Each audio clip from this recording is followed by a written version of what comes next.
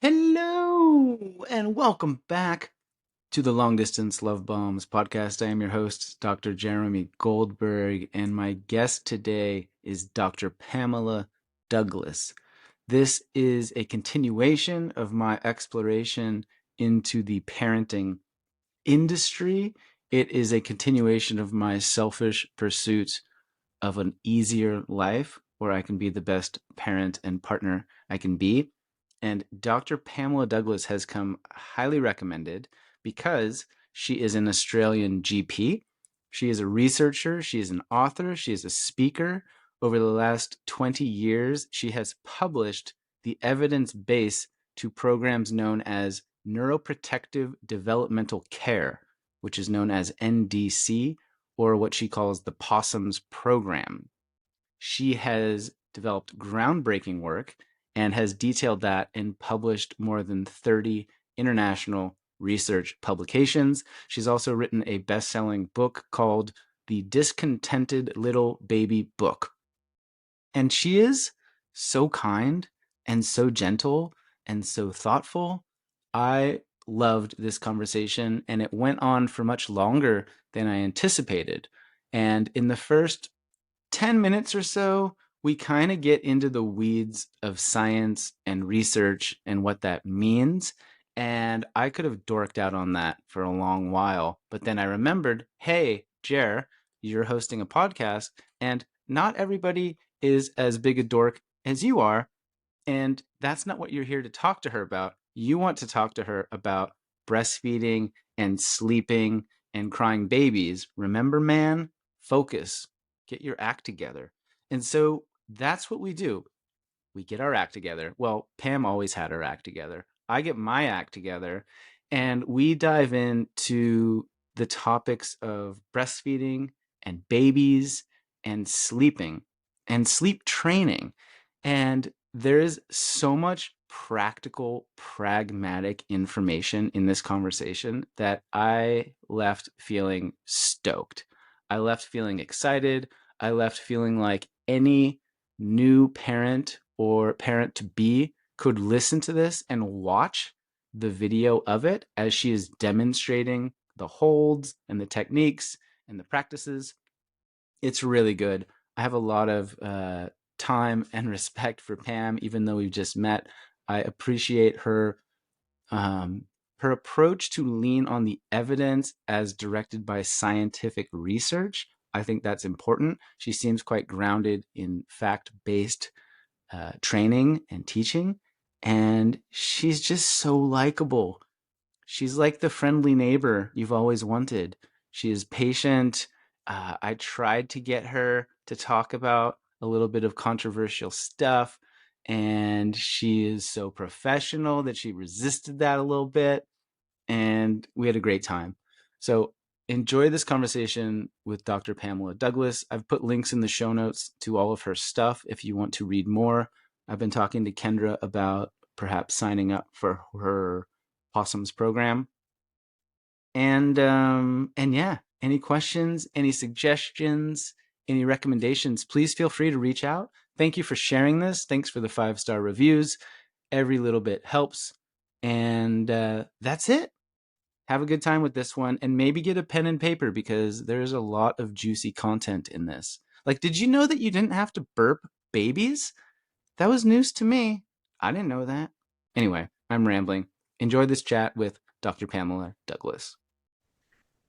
Well, the question I had for you, Jeremy, Okay, yes, was, straight into it. when is your baby due? When's your baby So, arriving?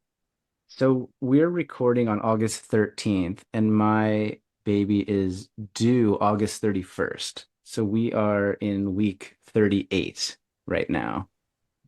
And this is Very maybe close. great timing Anytime. because, yeah, about an hour ago, I was sitting in the office of our midwife watching Kendra's belly get measured and listening to the heartbeat. And Yeah. they told us that the head has now descended a little bit below the pubic bone, which I just learned is a thing that happens a couple Yes. weeks before the big day. So, yes. Yeah. And maybe this is a good chance for me to just provide a little bit of context to you, what we're doing here, and maybe to the listener if they have no idea who this knucklehead is that has tricked you into speaking with them. But I I have been working in the personal development industry for years now, and I'm very across the big names, the big topics, the charlatans, the like conspiracy theory ideals. I sort of have found my way and I know what's what.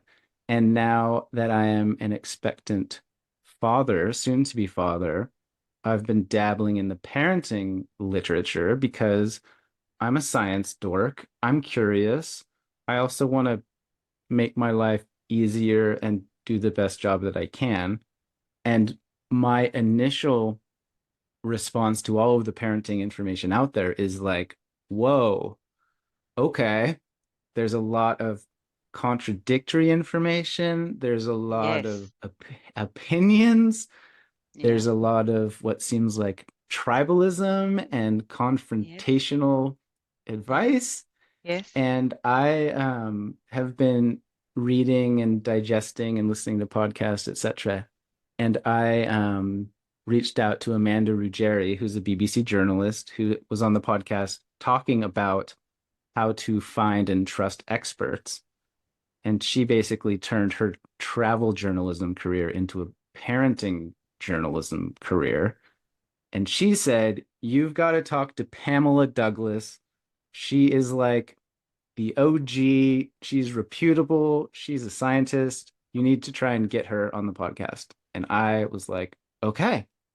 So here we are. And so I guess it's twofold. One, personally, I would love to just pick your brain for an hour about my impending life-changing initiation and how to best navigate that. And secondly, to those listening, I think anything that you have to say about the parenting industry, it seems so weird to even say that, the parenting industry, but But it is an industry. Mm. yeah. And so maybe as a starting point, you can just describe who you are because I know you have a Yep. lot of letters after your name in your email signature, and you, you seem very reputable.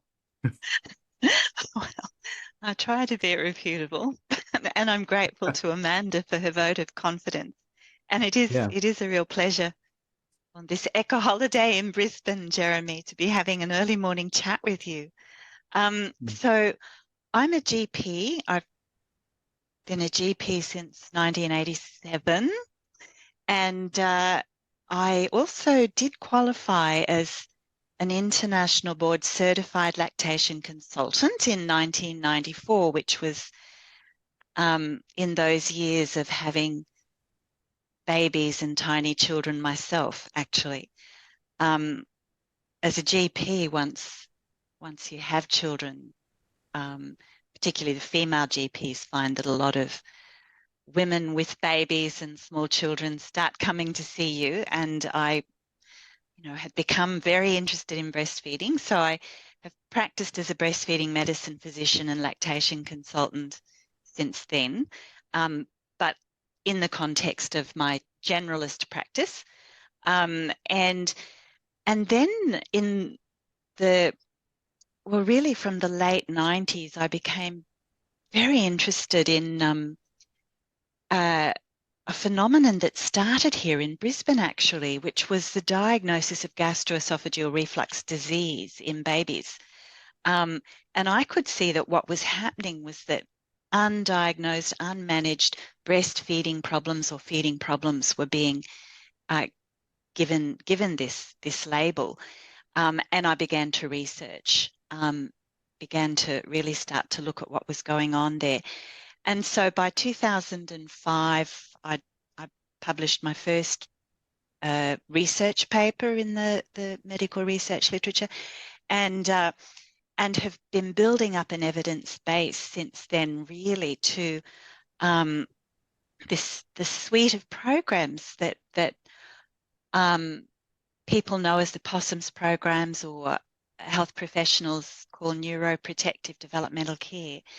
And um, and this is across, breastfeeding, feeds, cry fuss problems, sleep, and well-being, all embedded in trying to make sense of the socio-cultural contexts and evolutionary context, actually, in which we're raising our children. So that's a bit of a wrap on me.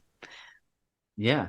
And you, just to further your credentials, I saw that you published scientific papers and you're doing Yep, research yep, on things like breastfeeding and lactation and yep, yep. sleep and Yes, um yes. so you're like a scientist, doctor, researcher. Yeah, that would be one way of saying it. That's right. Is that And is that how you would say it though? Like yeah, how do that's it. you view yourself? Yeah. Well, I certainly um, am very proud of being a GP, like a generalist doctor of family medicine practitioner, GP, because it's a particular brain that we have as GPs that really is interdisciplinary, that's very interested in the context of what's happening in the body, what's happening with illness, or what happens when all these problems come up for parents with their bubbies, women with their bubbies, dads with their bubbies, uh, parents, non-binary gender with their bubbies, um, and so yeah, lost my train of thought there, but did You I do answer it the all. question? Yeah. That's right. I was going to say, so you asked me what I identified with especially, and I guess Yeah. that generalist brain that's so interdisciplinary, I think that brings a particular set of lenses to the research literature and then to how one works with families with babies. So I was going to say that I actually love to write, um, and in fact, I love creative writing. Um, I have just the one published book. I have others there that quite published, but um, that's the Discontented Little Baby Book, which is also, directed to parents with bubbies. Um, so I guess that's a big part of my identity, and Mm. and I'm very interested in the research, um, because that's the discourse of our times. That's how we make sense of um, our embodied experiences, actually, in a way that's um, it's one of the ways. It's one of the very important ways, and I think it's a way in which I can make a real contribution here, keeping what I offer to parents and babies really embedded in the data, in the research, in the scientific discourse. And I suppose if I'm saying that, I'll probably just add there are three lenses that I use, that I bring to bear when I'm making sense of data, because it's all about how we make sense of data, isn't it, Jeremy? And being explicit really about the lenses that we use. Anyway, evolutionary biology, complexity science, and then that generalist, interdisciplinary, holistic kind of brain. Yeah. So you, Keep me just to on track, summarize won't you? that. Yeah, well, I mean, I'm perhaps not the best person to keep us on track, as I love meandering through the woods. Um, but it sounds like what you're saying there is, if I may attempt to paraphrase from my own understanding, is parenting is complex. It's got multiple influencing factors such as society, culture, family, with sort of like intuition in there. And there's now a lot of research and evidence-based science that helps to inform some of the ways that we do things to raise little ones in the world today. Is that fair? Yes, I think that's that's Okay. fair. That's a great summary. I think Okay. I'd have to say that there are areas of my particular interests that they've not really had a very big research focus. So there are areas in which the health professional community flounders around a bit without a lot of evidence to draw on, and that's when that's when we have to be really clear about the kinds of theories that we're relying on, because we haven't got a lot of data or a lot of meaningful data, because there's so much data, but a lot of it's really methodologically weak. That makes sense. So Right. this, I'm thinking here particularly around breastfeeding, for instance. Um, and um, And just to clarify for the listener, when you say methodologically weak, that in my brain is like it's very difficult to study these things. It's difficult to devise experiments to figure out what's really happening with these things, or the studies that have been done are poorly designed and perhaps not as reliable as they may first appear. Is that there's a accurate? lot of poorly designed studies out there. You would know this, I think, yourself, how the studies that we conduct really depend on the questions we're asking, which kind of depends on our own. There's that whole area of subjectivity, see, in how we set up research. And if we're not really explicit about our kind of lenses, about how we're setting out to ask questions, then we set up research that has all of these unexamined assumptions, and then we interpret it through all of these unexamined assumptions.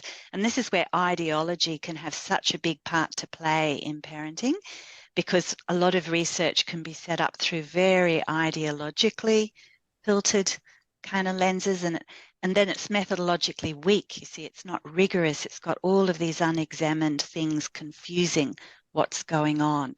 There's a lot of that out there in the parenting space in terms of research, Jeremy. Mm. So one has to be really sort of analytic, like really critical about how we make sense of the research out there, because everybody says that everything they're doing is evidence-based now. Evidence-based is a kind of descriptor that's become a marketing tool. So Mm. everyone, you'll see everyone says, come and do this evidence-based program with me. I'm evidence-based. This is, in the science. Like it's a marketing tool now. And in fact, the devisers of evidence-based medicine have research publications in which they've said this term has become a marketing tool. Right.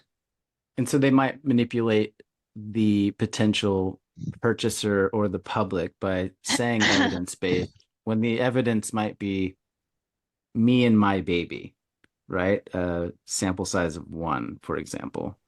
Um, but hang on, before we get too far down the weeds of scientific rigor, because I Mm, know that both of us seem like big dorks and we would love that. But for the average person, they're like, yes, yo, I just want to know how to raise a baby. I'm curious if we could talk about neuroprotective developmental care. Do I have that written yes, down right? What does yes, that yes. big fancy phrase mean and why does it matter? Yeah. Well, people just know it as the Possums Programs, really. But um, the term neurodevelopmental protective care it flags how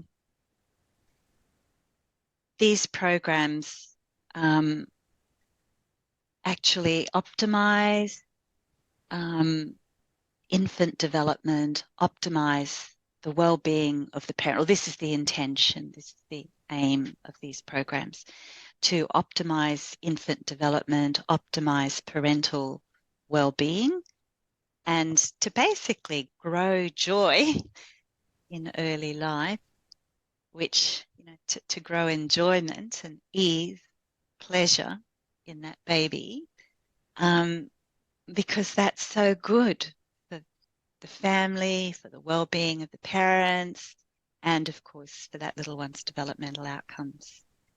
Yeah. Um, so it's looking at the brain science and in both the baby and the parent, and what happens in the gut. microbiome, and that a kind of the aim is a kind of holistic wraparound care, really, um, that just helps parents find their own power and joy, actually, in parenting. Okay. Parents are the experts, actually. Yeah, so how do I do that, Pam? How do I do that? If parents are the experts, which is me, soon to Yeah. be parent, but I feel like a knucklehead imposter who's never done this before. And I Mm, know there's a bunch of experts out there who are saying different things. yeah. Maybe maybe we could pick apart like sleeping and breastfeeding as Yeah. big examples. Yeah. Yeah. How do what do I do, Pam? How do I do Yeah. this? Help me out. Yeah. Yeah. Yeah. Well, we're all knucklehead imposters, really, when we start out on this. Like, none of us know. For instance, the baby, right from the moment that little sweetheart emerges into the world, will be communicating. None of us really know what the baby's communicating or cueing, you might say, communicating, but we start experimenting. And it's that experimenting as parents that becomes a great strength. So we try out one thing, doesn't seem to work. We try out another thing, maybe it works for a while. So, I'm always saying to parents that, I might have the view that what I'm going to offer you is evidence-based, and might have the view that it will be increasingly mainstreamed, and as the years pass and so on. That's my belief, but it doesn't help parents. In the end, parents just experiment, particularly in this context, Jeremy, where there is so much conflicting and confusing advice. Parents will just try out some things, see if it works in their own unique context. If it doesn't, they'll drop that, they'll try something else. And that is a source of enormous resilience for families.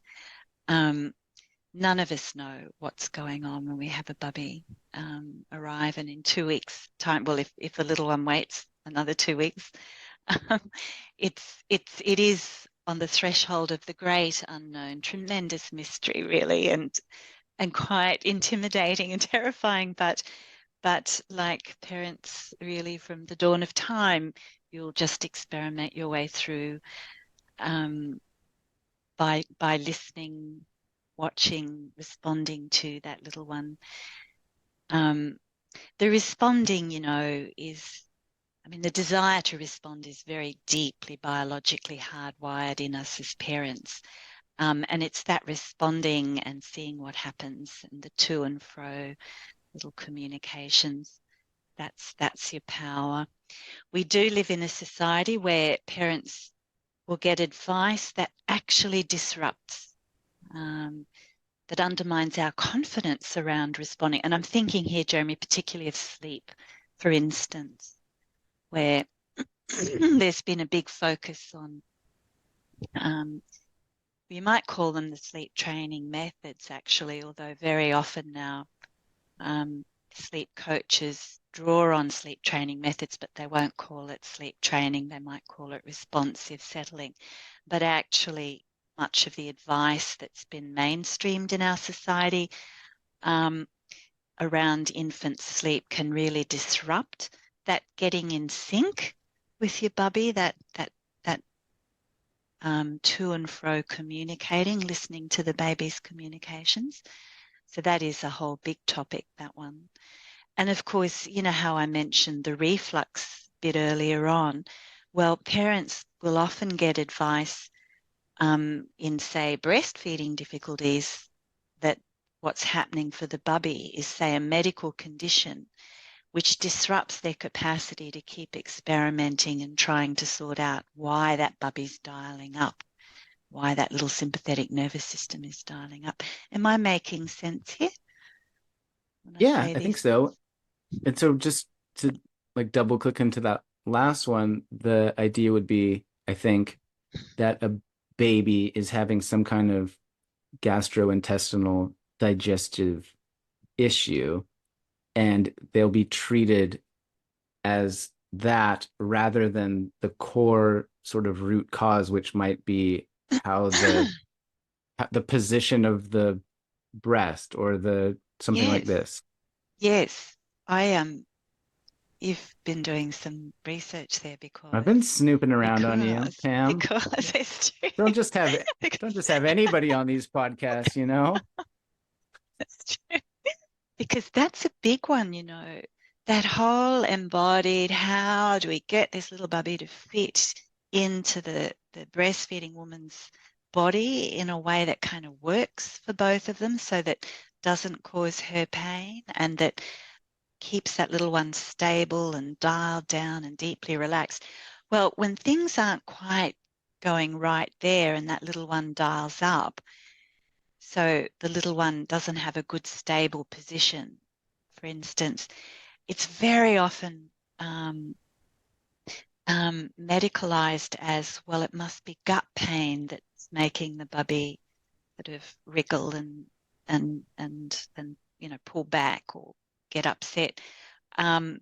Or if it's not gut pain, it might quickly go to allergy and it's not to say we don't want to miss true allergies, but actually much of this is serious overdiagnosis. People might say, oh, it's a lactose problem or something to do with the baby's microbiome, gut dysbiosis, or and so we've got this big blind spot, for instance, around the whole thing of fit and hold in breastfeeding in our world, I would propose.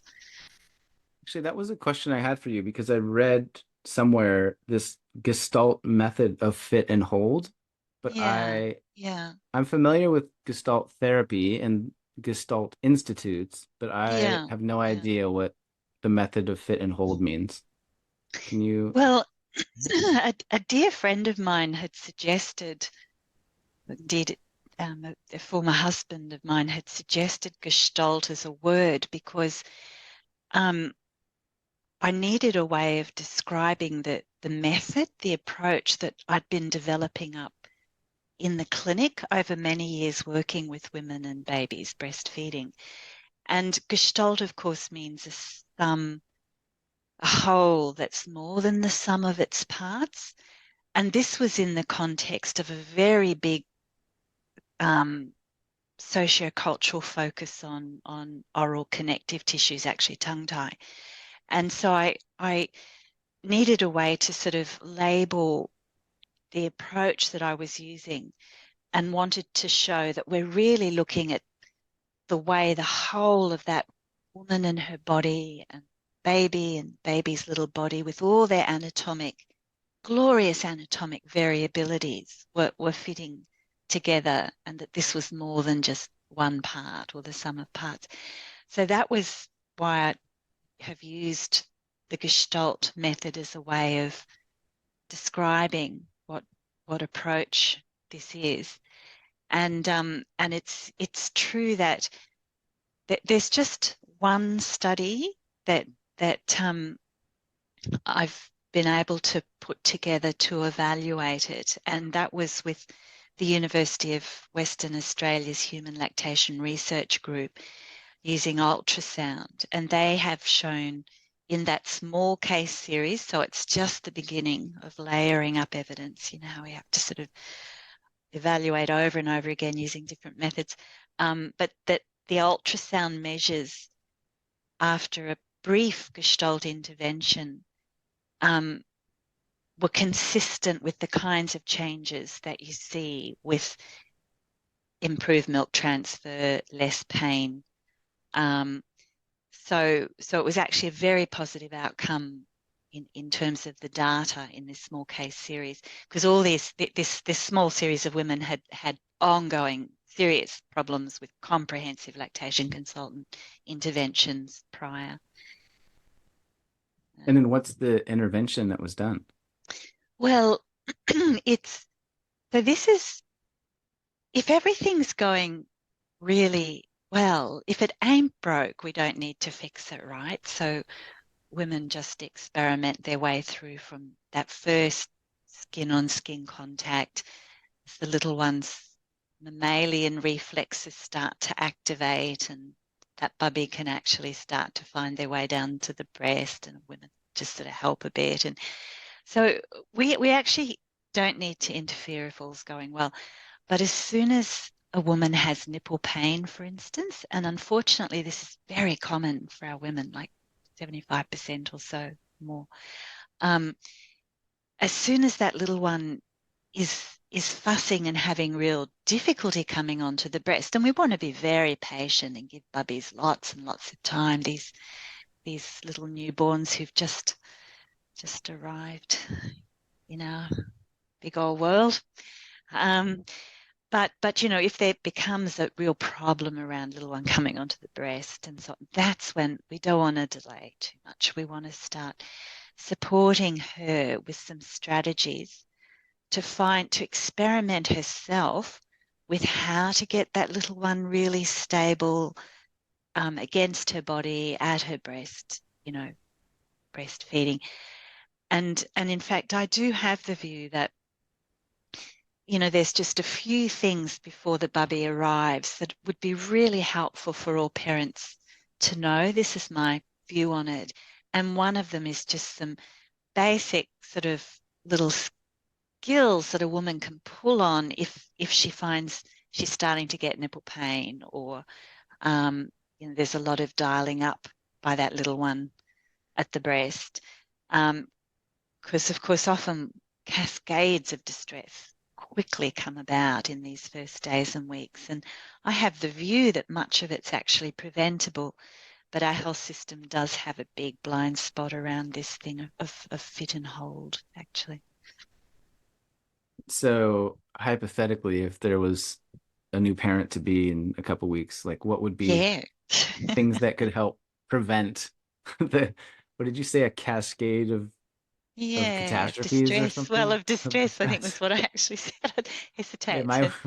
Parents feel yeah. it as catastrophic, because every cell of our body wants that little one to be happy and to be completely wrapped around with our love and da da. So parents, when babies become upset and when things aren't going well with breastfeeding, it is extremely upsetting for parents.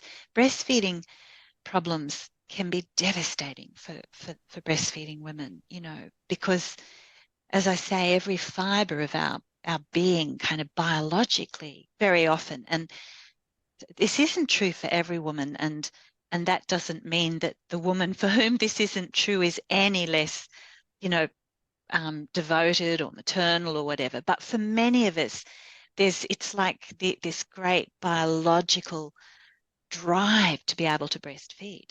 And so when it's not working out, it can be very distressing. So cascades of distress can quickly eventuate, can quickly take hold really between both that breastfeeding woman and the bubby. And I look forward to the day when our health system has more effective ways of coming in very early on to support that Mm.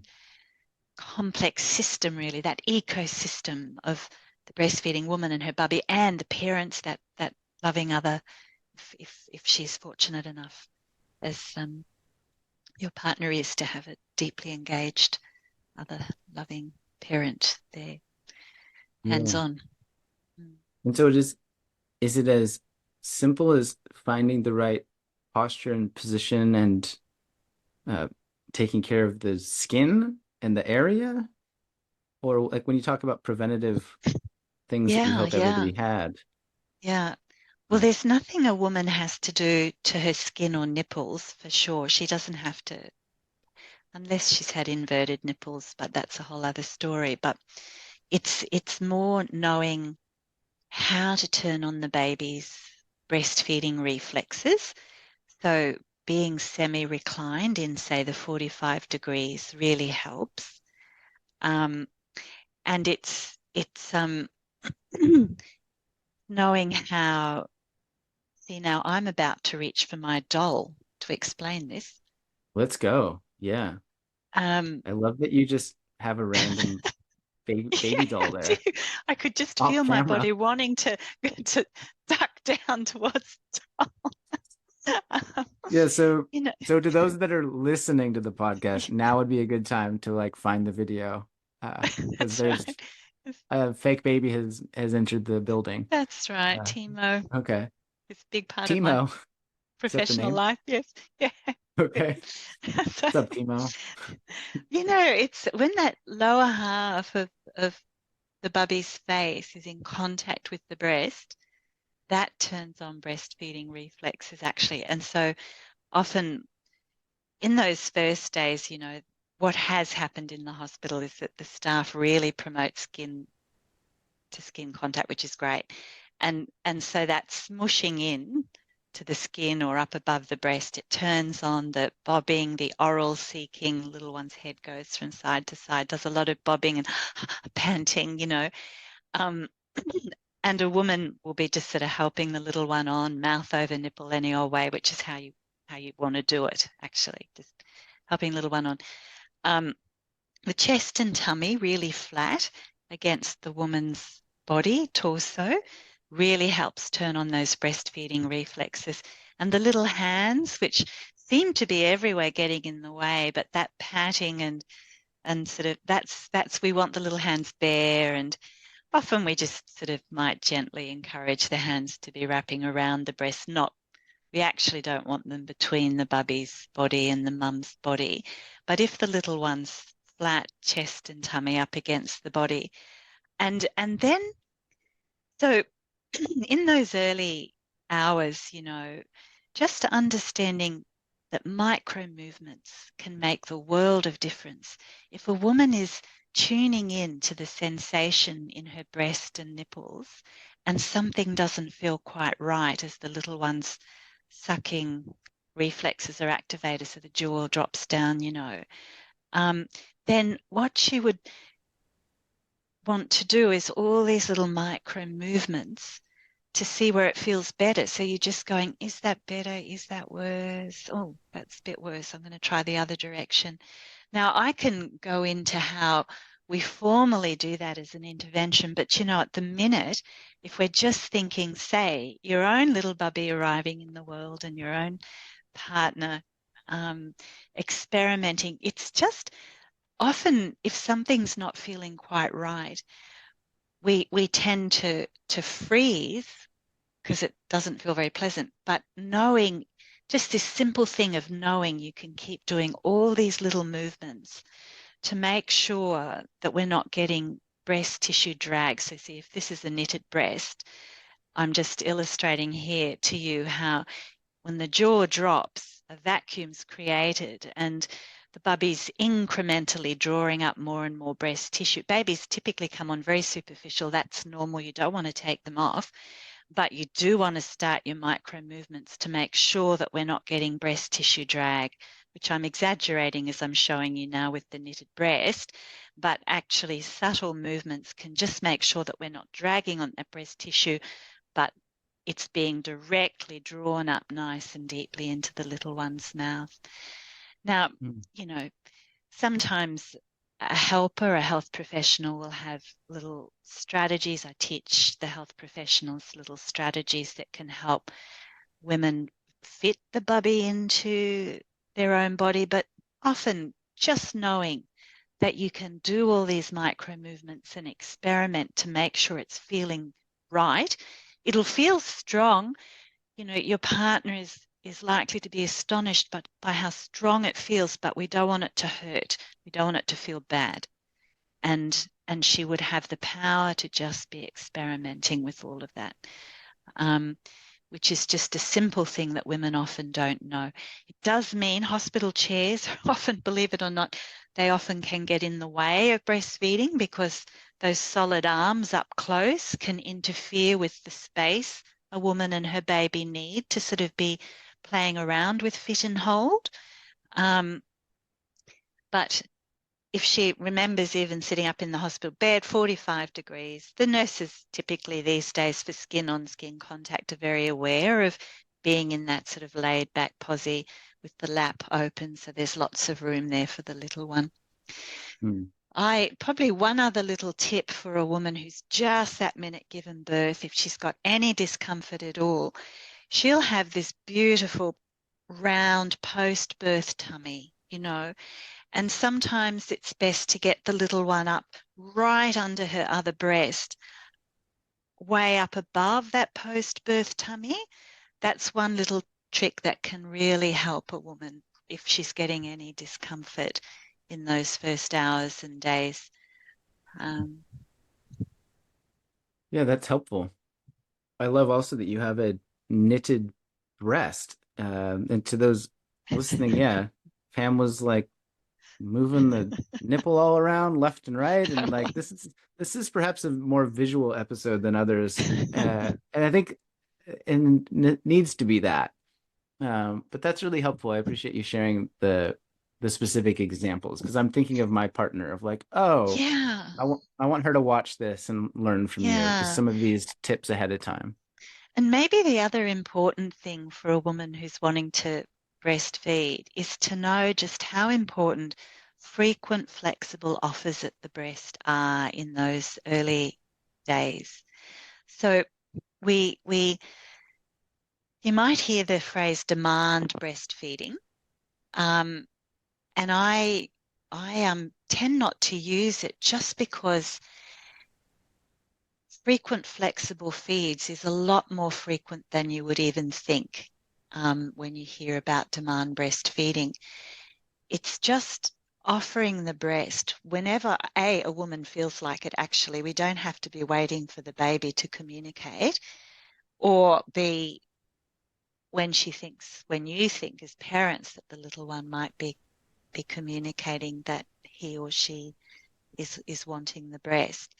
And and so I'm often saying, and you kind of don't need to count, but just to give parents a sense of this, 12 offers each breast in a 24-hour period would be absolutely normal for most women if they're wanting to really build their supply, maintain their supply, and maintain the baby's weight gain. And so that's a lot more than we think in our society, but it doesn't have to be for long. That's the other thing. Ladies, even in the hospital, might be given the idea that they've got to be draining the breast or holding the baby on the breast for a certain period of time. But I would propose we don't even need to think of times at the breast as meals. We're using the breast to dial the little one down, and it can be just for a short period of time. So once breastfeeding's established, the truth is about 60% of the milk is transferred within the first two letdowns. Women mostly don't feel their letdowns, so you don't have to think like that. But I say it because it just communicates. It doesn't have to be long at the breast, but it has to be frequent for most women.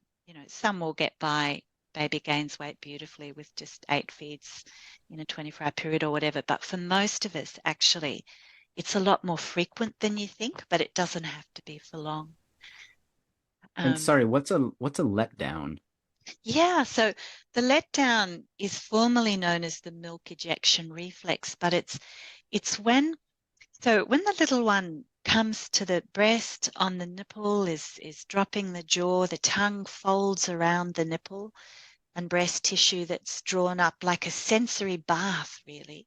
And that then triggers um, oxytocin release. So um, the messages traveling up through the sensory nerve system trigger oxytocin release, and the oxytocin causes the milk glands to contract. So it causes the little cells around the outside of the milk glands to contract, the myoepithelial cells.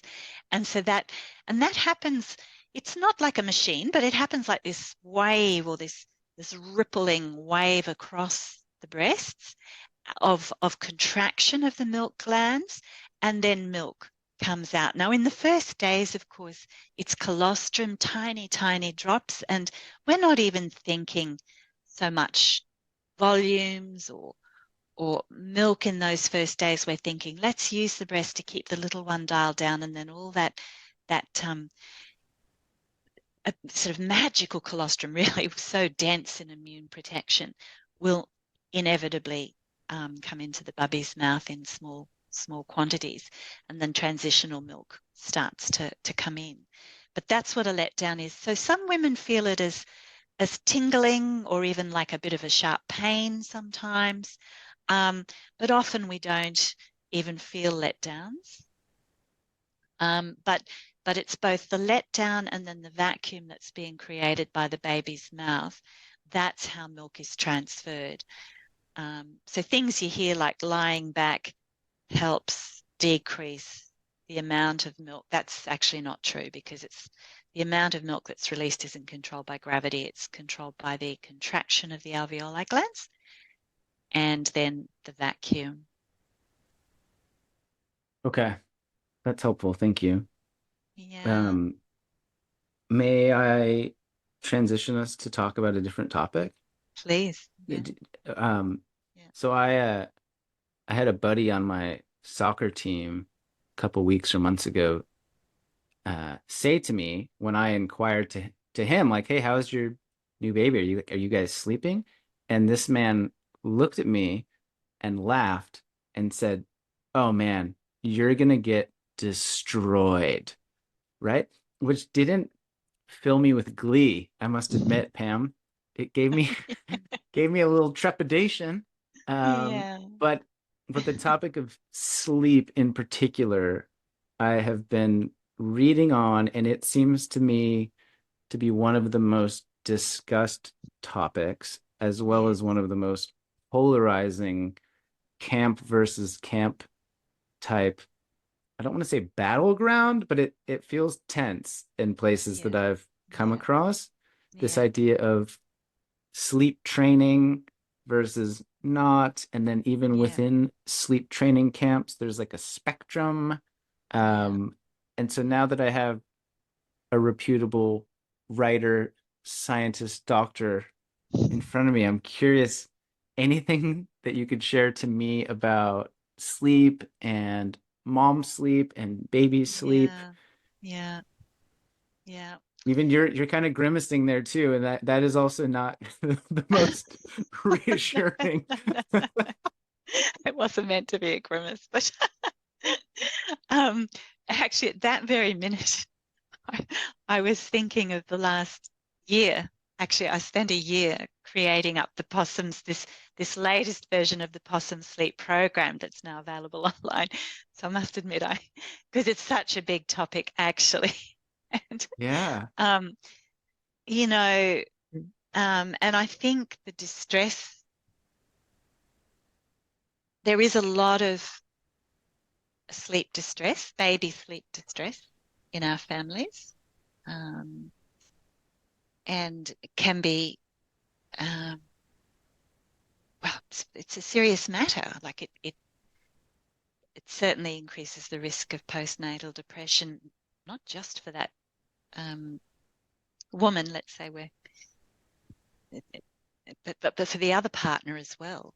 Um, um, I'm just careful not to sort of become too binary in the way I talk about families, because our families are very complex and variable. But for parents, it can certainly be a significant mental health challenge, the sleep situation.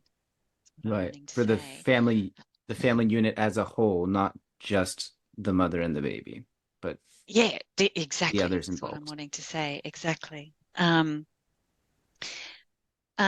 And yet, I would propose that much of the sleep distress in our society can be um, avoided.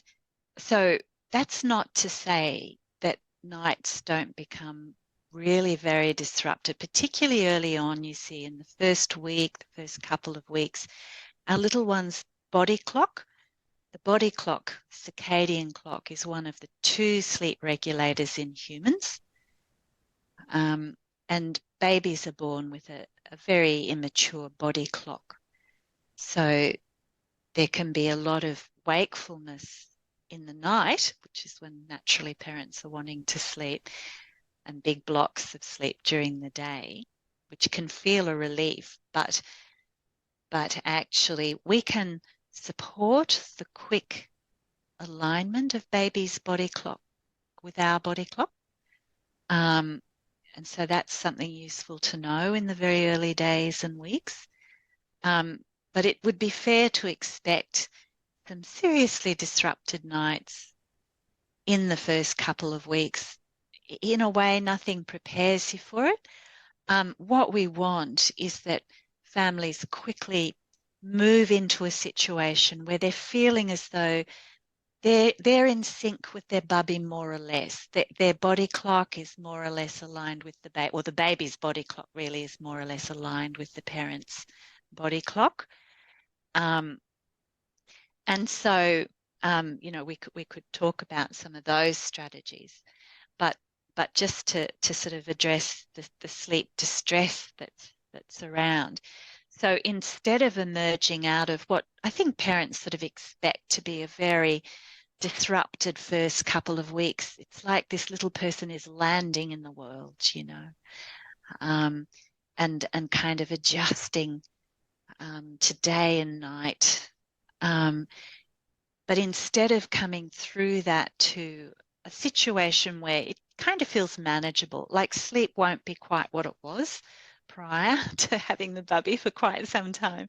But there are ways in which we can make sleep more manageable. And in fact, we know that breastfeeding women actually get more sleep, as much or more sleep than parents who are needing to use bottles, actually. So biologically, from an evolutionary perspective, sleep shouldn't be as distressing and as disrupted as it is in our sort of 21st century world. And I think that we can track this real, if you like, often iatrogenic, so societally health system induced sleep distress back to the 1950s, middle of last century, post-war, actually, which was when that whole school of psychology known as behaviorism, which of course has been foundational, you'd appreciate, Jeremy, to so much of our psychological understandings about the human condition. But it was taken on in a very sort of first wave mode, if you like, by the hospital settings, which was where, come the end of Second World War, most women were giving birth, you see, whereas prior, the early part of last century, it was much more in the community, in the home. But all the benefits, safety benefits of being in the hospital setting, and we still don't do that neurohormonal getting in sync well, I would propose, in the hospital setting. So sleep training became a thing. It came out of first wave behaviorism. It sort of blended with scientific motherhood, what was called scientific motherhood, from the middle of last century. And actually, Jeremy, I was taught it in 1974 in high school in Queensland. We had to do mothercraft classes. The boys, lucky things, they went off to do woodwork. Well, the girls had to do mothercraft classes. And we were taught this. This was way before the advent of evidence-based medicine. So this is a socio-cultural approach. It's not, and in fact, so we were taught, don't let their nervous systems get overstimulated, space out feeds, don't feed to sleep. All of these precepts that I could list for you that come out of the sleep training approach, build up positive sleep associations, sleep breeds sleep, make sure they get big blocks of sleep, don't let them get overtired, overstimulate, all of that. That sort of thing I was taught in 1974 as a girl. And in fact, we have had the advent of evidence-based medicine, and there's 8 systematic reviews now, actually, of all the research into evaluating sleep training approaches. They do not decrease frequency of night waking for families. And in fact, I would propose are at the root of excessive night waking for many of our families, because the truth is, if we're trying to get these big blocks of sleep, we end up over time with very disrupted circadian clocks and fragmented unnecessarily fragmented sleep patterns in our babies. So there's developmentally normal night waking, which will be every couple of hours, often right into toddlerhood and beyond. And I know that sounds terrifying, but the thing is for everyone to get back to sleep really quickly, and in fact it becomes manageable. So there's developmentally normal, manageable enough night waking, which we can't really change, but we can find ways to manage so that our nights are workable and we're really enjoying the bubby. But then there's a lot of excessive night waking in our society and a great deal of distress around sleep because of messaging that's not evidence-based, like if your baby's not getting these big blocks of sleep, your baby will have behavioral or cognitive challenges down the track. For instance, there's a lot of messaging there that's not evidence-based actually and really frightens parents. And so parents put in place these strategies that are meant to be optimizing sleep, but are actually over time making sleep unnecessarily disrupted.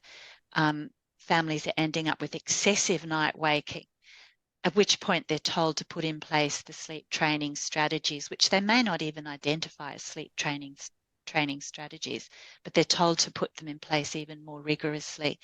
That they come out of the when I say first wave behavioural, that's the extinction or the graduated extinction methods being applied to infant sleep, but it completely misunderstands the biology of sleep. And this is sort of an artifact left over from decades ago that has persisted in the culture. Is that It's right? completely dominant at the moment, so that advice that parents get about baby sleep as evidence-based advice may not be in any way labeled as sleep training advice, but it actually comes out of that package and is very confusing and often very worrying for parents. So every parent, parents, if I say you need to do this in order to get the best outcomes for your baby's development, then you'll walk over hot coals. Like parents will do, if they really believe that they trust that advice, they'll do whatever's required. But it can generate so much unnecessary sleep distress. And so I guess alongside the breastfeeding work, I've been quite passionate about making a contribution into this space, which has the name of the Possums Sleep Program, So it sounds like there may be certain culturally accepted stories around sleep, such as if my child isn't sleeping in big chunks throughout the night, they will grow up and have learning disabilities, be um, lower IQs, problems, dramas, hardships, etc. Right? And Yeah, so we then do hear if this. if and then they do wake up multiple times during the night, I could see the parents being stressed, having those stories in addition to the lack of sleep, in addition to a crying child. Yep, And yep, part of those stories might be I'm a bad parent, I'm failing my yes, child, exactly. I'm doing it wrong. And Yes, it sounds like what you're saying is that there is going to be a lot of wake ups throughout the night, but there's a big difference between waking up for 5 to 10 minutes and 45 minutes to 2 hours or however long it's going to be. So, like getting that's back it. to sleep most quickly. Yes, there's that. And there's also every couple of hours, more or less, without watching the clock is very normal and to be expected. But so many parents have little ones now who are waking every hour, every 45 minutes as a pattern, every 30 minutes as a pattern through good parts of the night, very regularly. And that's also excessive night waking. And it's due to disruption of the circadian clock actually in that baby, which is an inevitable outcome. I say inevitable, but if you've got a high sleep need baby, then kind of you can do anything really, and that little one's sleep will be quite manageable. But most of us have medium to low sleep need babies, you see. And so if we start to try to get these big naps during the day that you told babies or even toddlers need, then 2 or 3 weeks down the track, that family can start to experience excessive waking at night. And that's a kind of iatrogenic, health system induced excessive night waking. Because baby sleep needs are incredibly variable. So even your little newborn that we're anticipating, he or she may be at the low end of the sleep need spectrum. And I wouldn't wish it upon you, Jeremy, because it is hard work having a low sleep need baby. But there are newborns who only need 9 hours total in a 24-hour period and who are just taking, 10 minutes here, 10 minutes there during the day, maybe half an hour total naps during the day. Now, that would be extreme at the low end of the bell curve of sleep needs for a newborn, but they're there, they exist. And then at the other end of the bell curve, we have the 18-hour in a 24-hour period newborn sleep need. So twice as much. So you can see our baby sleep needs are incredibly variable, biologically variable. And so all the advice you see out there that gives estimates around how much sleep your baby needs and wake windows, how long your little one should be awake for before you start to try to catch that wave. That's not evidence-based, actually. It's not consistent with what we know from huge cohorts now around normal baby sleep. And so when you talk about the circadian rhythm, I think of the sun and daylight and dusk, etc. And newborn babies have that circadian rhythm built in. So is that like getting them light in the morning and avoiding bright lights in the evening? Like, is it that simple, or am I just dumbing this down? No, you're right, really. What I would say is that their little circadian clock is not yet mature, but they have the capacity to respond to circadian cues, like those cues from the environment that you've just mentioned. Namely, light, noise, activity is the circadian cues, that uh, correspond with daytime, and then it's quiet, dark, less activity, and that big sleep at night. I always think of evenings as daytime.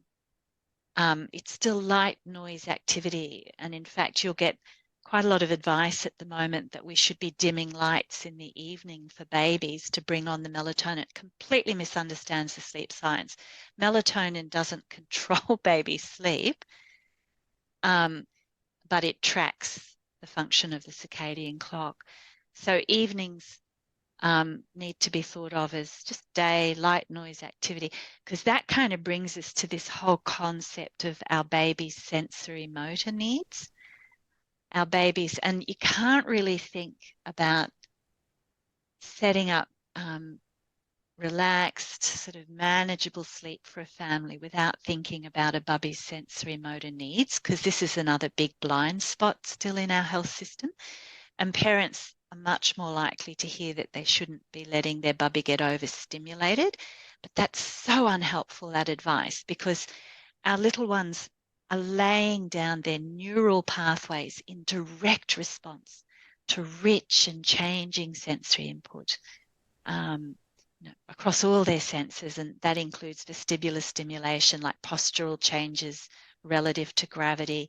They have a biological need or hunger for very rich environmental experiences.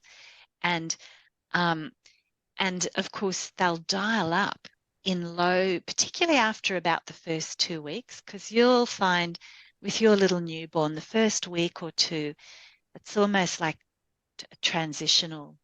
The little one often does quite a bit of sleeping, but after about 2 weeks, babies really start to dial up in the interiors of our homes, because our indoor environments are incredibly low sensory for bubbies relative to the outdoor world, and I'm sort of looking through the window at even just a tree and the complexity.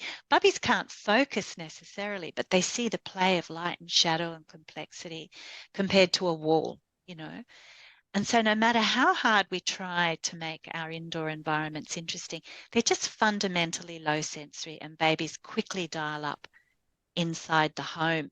But because our society has such a sleep lens, then parents are told, oh, first tired signs, quickly get your baby down. And that's a great way to start the sleep wars or the sleep battles, which we just don't want. So if we take off the sleep lens and put on the sensory motor nourishment lens of let's just get out and have the most interesting day possible for us as parents, with the baby coming along in tow, using our two tools to dial the bubby down. So is it milk? Well, on off the breast, you know, if the bubby's breastfeeding, or even with the bottle, we can do paced bottle feeding. Or is it a change of sensory environment? And if we just go between those two tools all day long, then sleep really looks after itself, and we don't have to be trying to get babies to sleep. We don't have to be trying to keep them asleep. We're just wanting to have the most enjoyable possible days outside the home that we can have as a family with the little Mm. one fitting in. That And that's is good for super sleep at helpful. night. Yeah. Yeah, I'm picturing myself like if I just laid on a couch and stared at a wall for the whole day, that I probably wouldn't be super sleepy at night. But if I laid there and I read and I thought and I watched and I was entertained and I used my brain and I was like feeling alive, I think I would be more sleepy at night. Is this what you're getting at a little There's bit? something to that. But what I would say is that nevertheless, let's say you were in the sort of interior environment, you actually need more than that to feel well-being as a human, don't you? You need contact with an incredibly rich world out there, but Mm, also the body. You need physicality, you need movement. And our babies are the same. If we're going to optimize development, actually, they need um, a lot of movement relative to gravity. This is what happens when you're carrying a baby compared to a baby on a mattress.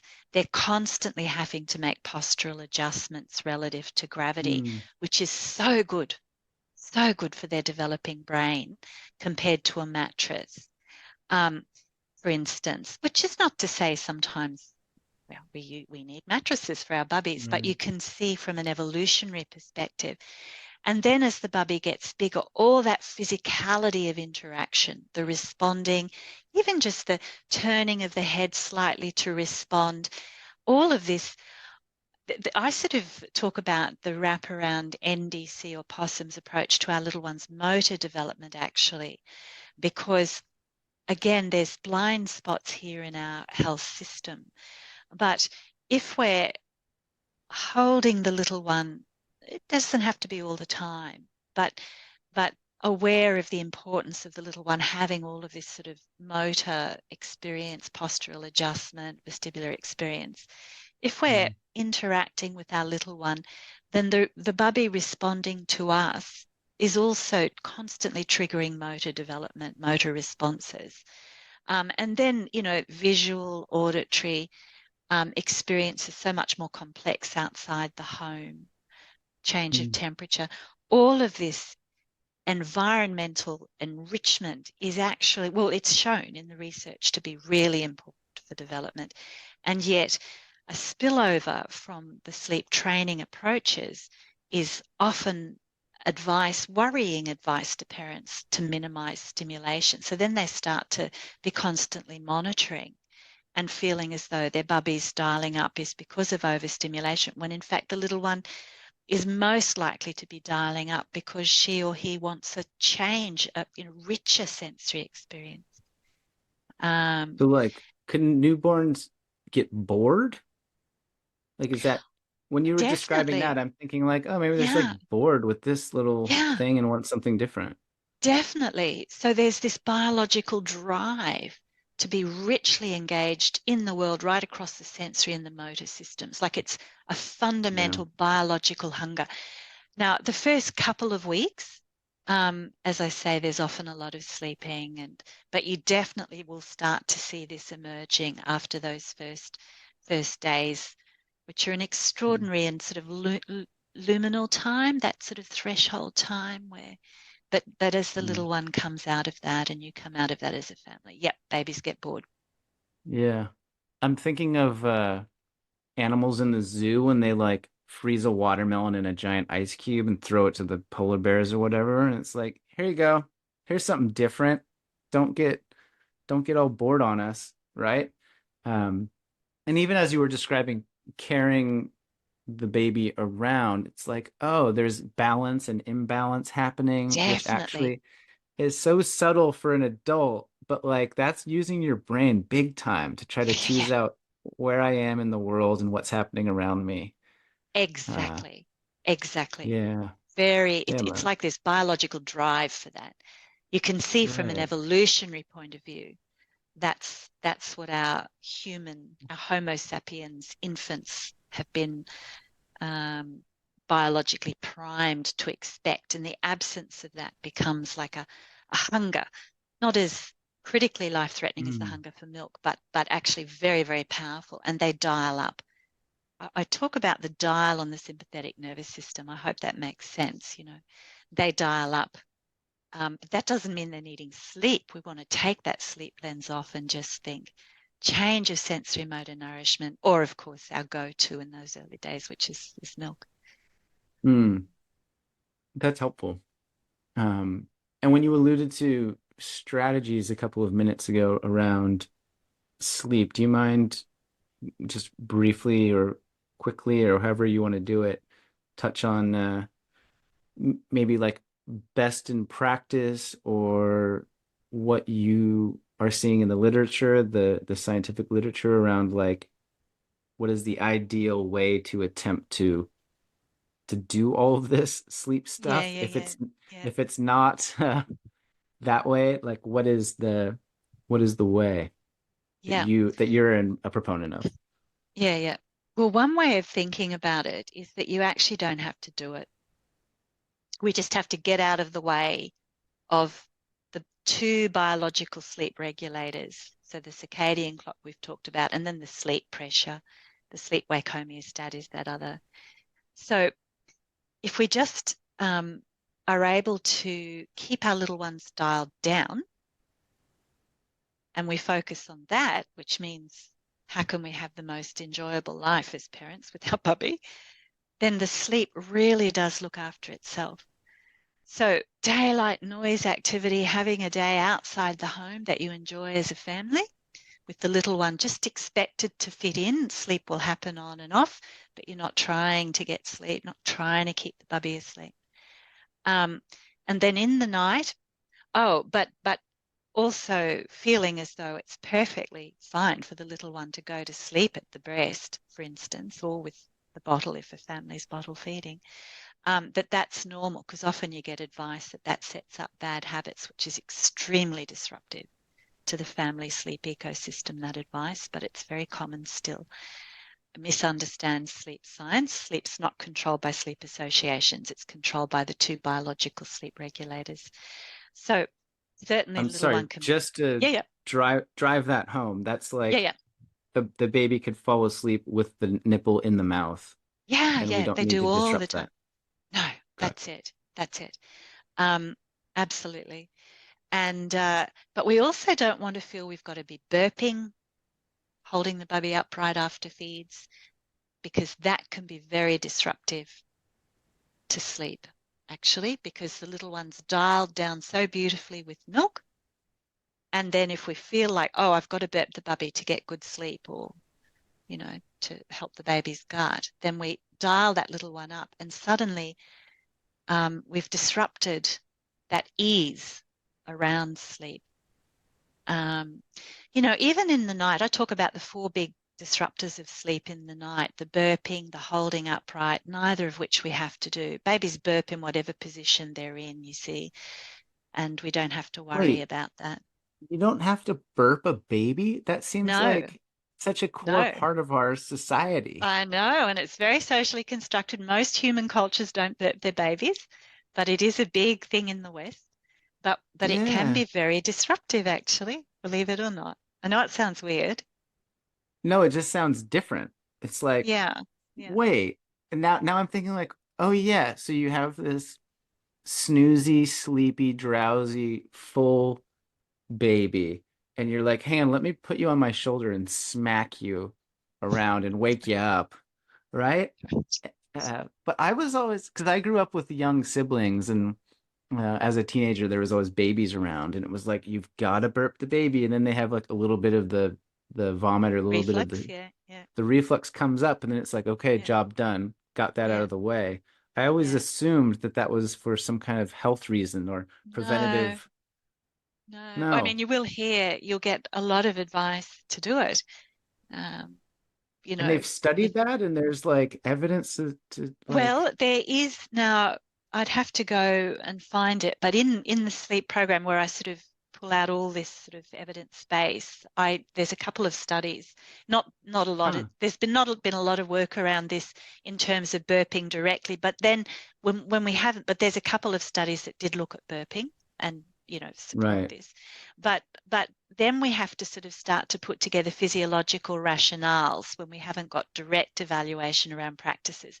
And there's very strong physiological rationale for what I'm saying Well, in what you terms just of said the is evidence. like babies will burp in any position. I was Yeah, like, oh yeah, yeah, that makes sense to me. yeah, yeah. And, they're not becoming unsettled because of gut pain or air that they've swallowed. The way you hear, you get a lot of advice around this. Um, so we started our chat together talking about fit and hold challenges, which can be a real big reason for why babies might be fussing at the breast, let's say. But it's not because of air swallowing, which parents will often be told. It's not because of reflux, even though they puke all the time, but it doesn't cause them pain. We don't have to worry about that. So the burping practices and the feeling we've got to hold them upright can be really quite disruptive to sleep. It sounds like your siblings got by perfectly fine with all that love from their older brother. And, if Well, it works, it's fine. But actually, for lots of families, it actually becomes really disruptive, but they don't realize it's being disruptive because they're just doing the best. Everyone wants to do what you think is the way to be a good sure. parent. And if you're told to do this, you do it. Yeah, that makes sense. And I'm imagining an experience whereby you feed a baby, the baby's asleep, and then the story would be, oh no, I need to burp the baby now, or else I'm a bad parent, I'm doing it wrong, they might die, this is bad. And then you wake the child up, and that's causing the Yep, disruption. that's it. That's it. Actually, it's a nice little way to kind of illustrate how important it is to listen to ourselves as parents. And if something actually feels like, I don't think this is going to work, this is disruptive, it's making things harder rather than easier, just doesn't feel right intuitively, go with that. Go with your feeling. Yeah, that's helpful. And my partner is, I lovingly refer to her as a heart antenna because Mm, she's witchy and she's in the woo yeah, woo and she's yeah, yeah, yeah, intuitive, and yeah. she's found this scientific analytical partner who's very logic and reason based. And so we kind of meet in the middle at times. Yeah, And so yeah, yeah, this is just another yeah. fun example of like ways for us to come together as we make decisions about our little one. Yeah, Um, well, good science, and the directions that science takes us I mean, um, oftentimes, Pam, I will share, for are example, off. I'll read an article or I'll read a finding and I'll say something and she'll just be like, well, yeah, that makes sense to me. I'm like, oh, Yeah, yeah. it's just helpful for me to like have the study and the data, you know? Like it makes Whereas sense to me too, but like there's a really good p-value here, you know? Like, well, that making sense to her is very powerful. It'll be an enormous strength, actually. That kind of tuning in to, and because it's actually this very complex process, isn't it, that she's engaged in because she's reading the world around her, reading her body, drawing on the whole histories of her experience and her sort of knowledge from being alive, basically, blending it all together and saying, yep, that actually makes sense to me. When I listen to my body, I listen to my. So there's a real, Yeah. I think as parents, that kind of sense making, because your baby will be absolutely unique. Your family is absolutely unique. So it really is true to say that you're going to be the experts on your baby, but it'll just be this experimenting the way through. Yeah. It's a Does that helpful way make to sense? look at it. Yeah, and like one way I've thought about this, and many things actually, is like, oh, evolution has been working for billions of years, and modern humans have been around for a long time.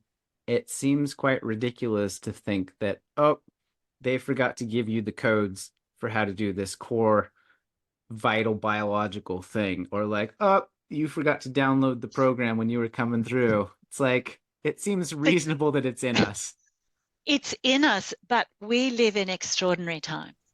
I mean, you don't Mm, need me to tell you how much disruption there is between the human and the human's uh, capacity at the moment to live on this planet in a way that understands our interconnectedness with our environment. Um, we come from a worldview, us very 21st century Western humans, a worldview that is very materialistic, but hasn't got a good understanding of how the human body um, operates, if you like, in this cosmos, and and so there's very profound disruptive um, beliefs actually that are normalized throughout our health system. And our science is actually taking us back to a much more evolutionary understanding of what it is to be a parent if we want the best for our babies. That's where all the science is going. Um, but but um, it's not surprising, I think, that that we live in this very disrupted time in terms of the advice that's out there. I think we're doing this big paradigm shift back to a much more evolutionarily aligned way of understanding parenting. But I come from an era where everyone panicked about that.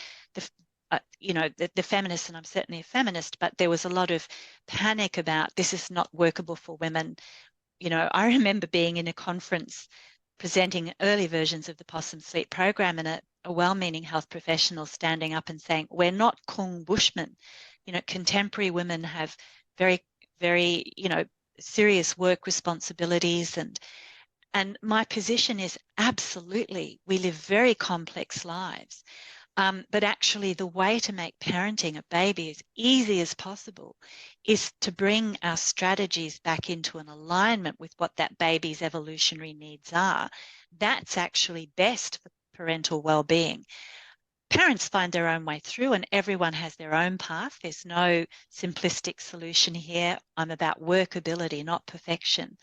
But we need to have a better understanding of biological expectations of that infant if we're to make life as easy and as enjoyable as possible.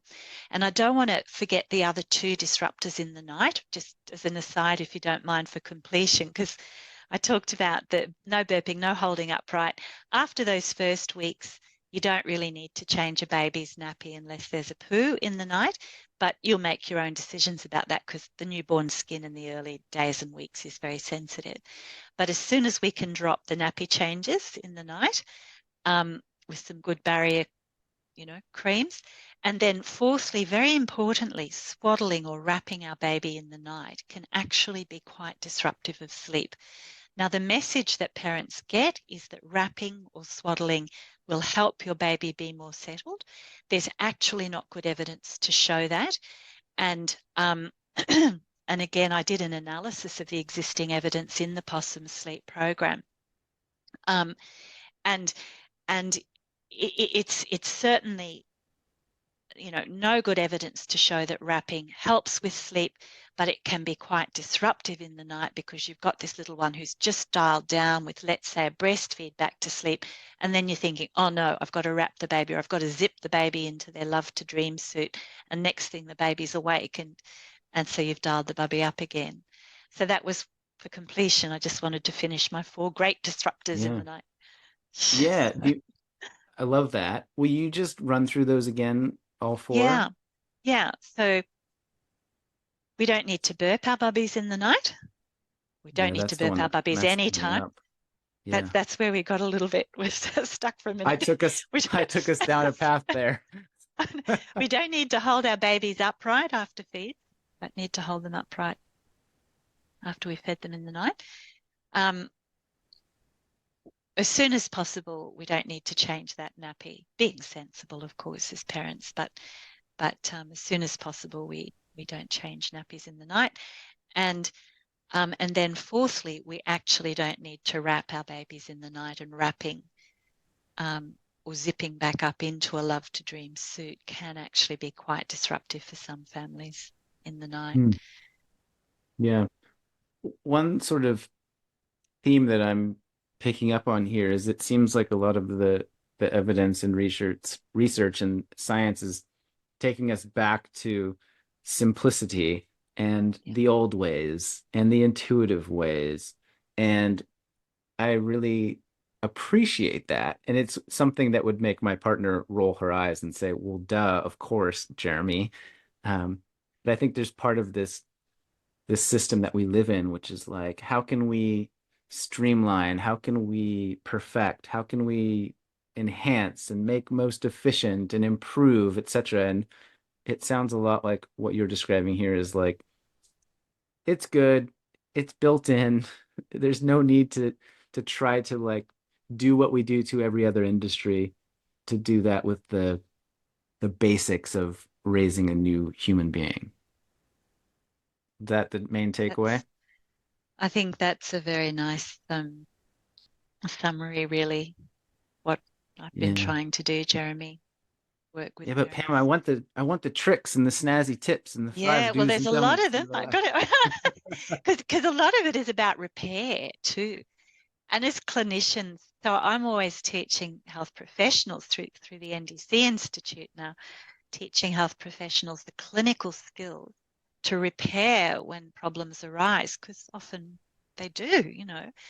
Um, so there's a lot of skillful and evidence-based work around how to help things get back into sync when issues arise, whether it is the Mm. baby who's crying a lot or the breastfeeding or the sleep. And all of that impacts very much on emotional well-being, you see, for parents. So it's all entwined, actually. Right. And so just to clarify and admit my ignorance, so one of your jobs is to teach pediatricians or to teach baby doctors how to baby doctor? I am, yes. So for 10 years through the Possums charity, which closed, and now through the NDC Institute, I've taught health professionals, so doctors and other health professionals, um, how to deal with problems that emerge across breastfeeding or indeed use of the bottle, but across sleep, across bubbies who are crying and fussing a lot, and how to best support parent mood with a whole range of strategies. Actually, Jeremy, I draw strongly on acceptance and commitment therapy, but also self-compassion. And I think both of those would be modalities that you would enjoy. I think you use them all the time from what I've seen of your work in subtle ways. It's up my Um, alley.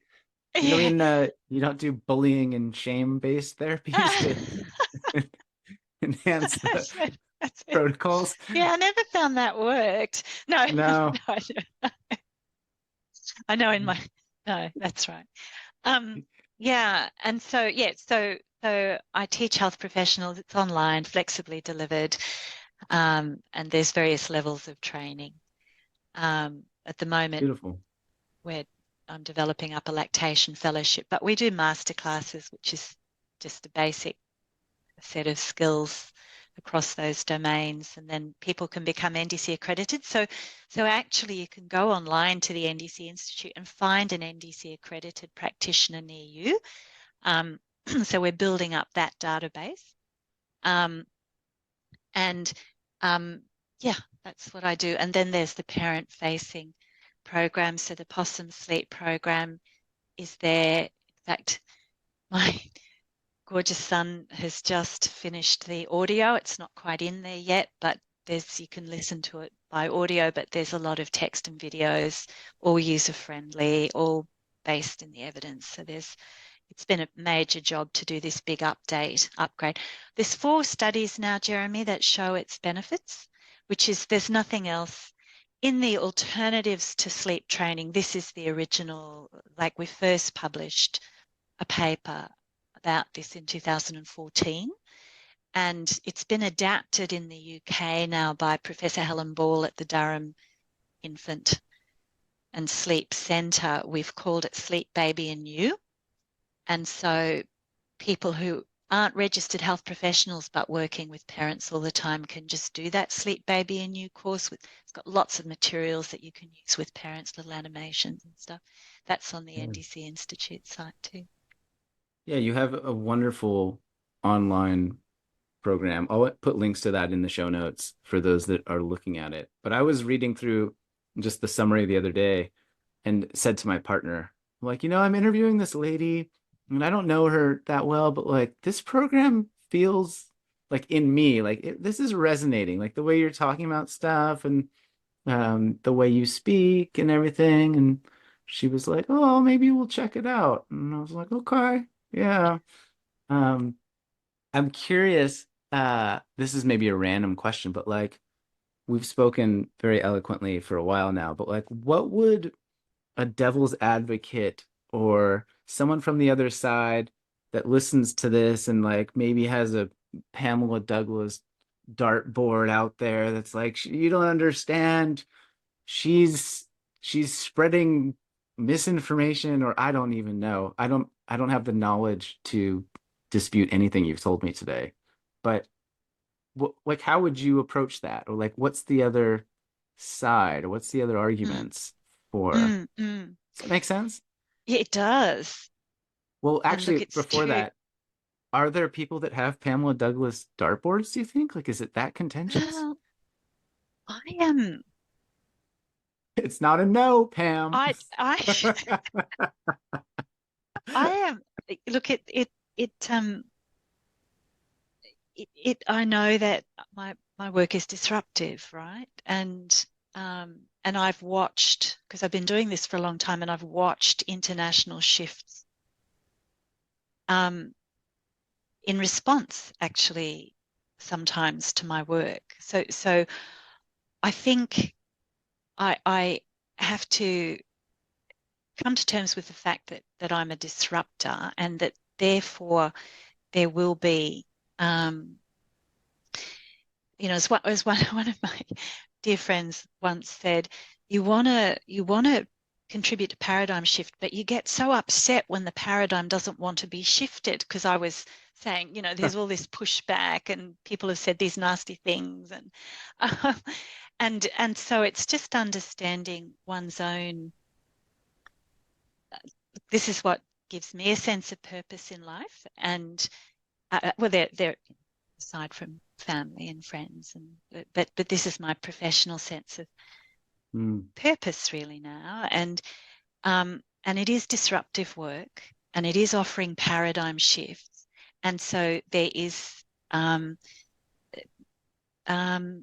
there is pushback, and that's an inevitable part of it. So I could look at that both in the sleep domain and definitely in the breastfeeding arena.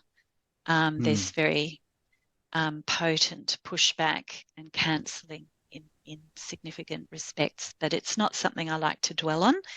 Um, There. um, and it wouldn't stop me doing what I'm doing. I think it's just people misunderstand um, what it is to be engaging the research and engaging clinical practice in ways that are different, and get quite unsettled and mistrustful of that, and even frightened of it, and think, oh, that's bad, we've got to shut that down. I think it's just a dynamic that operates in our society, and we are in a time where each of us, all of us, you're doing this, are called to make our own contributions for change, because there's a lot that needs to change in the way we're living as humans. But that is also unsettling. That's how I make sense of it, Jeremy. Yeah. Yeah, I'm reminded of analogies such as, the people that bred horses didn't like when cars were invented, or the record player companies didn't love when CDs were invented. And I think to be a disruptor in certain circumstances from certain individuals, that is a threat, right? It is a real Yeah, threat to yeah, livelihood. It is a threat to that's it. belief systems. It's a That's it. threat to ways of living and doing, and that can be scary at times for people. And That's it. I just appreciate that you are disrupting in such a wholehearted and loving manner. Like Thanks, you, Jeremy. yeah, you seem so mellow and so soft spoken, and it's like I just appreciate your way of disrupting. And it sounds like um, there might be with different opinions, etc., conflicting intentions or desires, where it sounds like you're very science-based, pursuing truth, trying to do what's best for the babies. Just seeing your face when you talk about babies, I'm like, this lady seems like she cares. I don't know if she's I do dartboard care, material, that's for sure. you know, and you're trying to Yeah. get at ways to improve families and improve babies and have us all live easier, healthier lives is what I'm taking away. Is that Yeah, accurate? thanks, Jeremy. That's absolutely accurate. Certainly, you I mean, you know, have a knitted boob next to you and you have a fake baby at your feet just well, is randomly. It's Timo like, really fake? Timo is just, he's got his own being, Timo. sorry, he's right there. I'm sorry, Timo. He can hear your energy. Uh, That's it. That's it. yeah, okay. Yeah, thanks, Well, Jeremy. It's been a real yeah, pleasure. yeah, you're very Yeah. welcome. I appreciate you taking the time and sharing so openly with me and letting me pick your brain. And I'd kind of to be the, keen to hear how it all goes with your family. well, I am also Big keen. I mean, changes. you might get a SOS distress email one day, Pam, saying, "Hey, Well, you're welcome. You're welcome. I've very much enjoyed our chat, and you'd be very welcome to get in touch. thank you Actually, very much." Yeah, and to yeah. those listening, check the show notes. I'll put links to everything. Um, Pam Douglas, but is there anything we didn't touch on or anything you want to say that No, I think it's possumsleepprogram.com for health professionals. It's the NDC Institute.com.au. And actually, for providers who may not be registered health professionals, there's courses there as well. And I guess the Discontented Little Baby Book that's now available in Dutch, and it's being translated into Italian. that's so I'm excited cool. to say. That, Amazing, really. that's so Um, cool. so I think that's it. The big breastfeeding thing is underway. We're thinking the end of October, mid to end of October, there'll be the possums breastfeeding work happening, but it's not inside the sleep program. Actually, the Gestalt method. I've just put all the basics around the Gestalt method inside the sleep program, so it's still available for parents. Um, but all of that will be much expanded come October. Cool. drpam.au. Yeah. Whatever it is. Yeah. Yeah, I can't remember actually. I think it's Yeah. .com.au. I'll I'll You'll I'll get get there. it. Yeah. That's right. I'll track it down. I'll I can message hear my Tom and son saying, "You yeah. seriously don't know the URL?" Yeah. No worries at all. Yeah. And Yeah. thank you again. This has been great. Thanks, Jeremy. It's been a real pleasure. Okay. That was Dr. Pamela Douglas. As mentioned, I've put links in the show notes. You can check out her Possums Sleep program. You can check out the NDC Institute. You can check out her book. And thank you. Thanks for being here. I hope that was helpful. I thought it was super helpful for me, practically. I feel much better prepared. I feel like I've learned a lot from talking to her, and I hope the same is true for you. What else? You can find me everywhere online at Long Distance Love Bombs. Thanks for being here. Leave some 5-star reviews. If you've got people or topics that you want me to cover, please do reach out and let me know. And maybe share this with a new parent or somebody you know that's pregnant and say, hey, yo, this is helpful. I thought of you. I thought this might be helpful. That's all I got. Thank you for being here. Thanks for the support. And keep making kindness cool, including yourself. When you look in the mirror, if you're not compassionate to yourself, it's much more difficult to be compassionate to the world. Love you. Appreciate you. Talk to you soon.